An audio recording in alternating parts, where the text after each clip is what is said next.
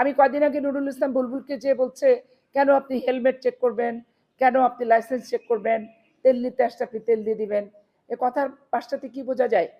যে তারা ওই যে তেল নিয়ে যে দিয়ারে 400 টাকা 500 টাকা লিটার বিক্রি করছে, এই সিন্ডিকেটকে জামাত ইন্ধন দিচ্ছে।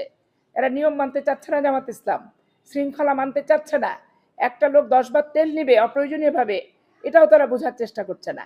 তো তাহলে এটা তো কৃত্রিমভাবে জামাত ইসলাম গোটা বাংলাদেশেই তৈরি করছে।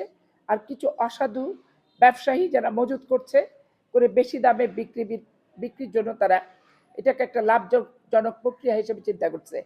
আমি তো হিসাব নিয়ে দেখছি যে এই মাসে, এই মার্চ এপ্রিল মাসে বিগত বছরে যা তেল আসছে তার চেয়ে বেশি তেল এবার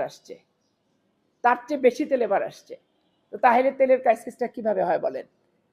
একটা ক্রাইসিস কিন্তু হয় না আলটিমেটলি।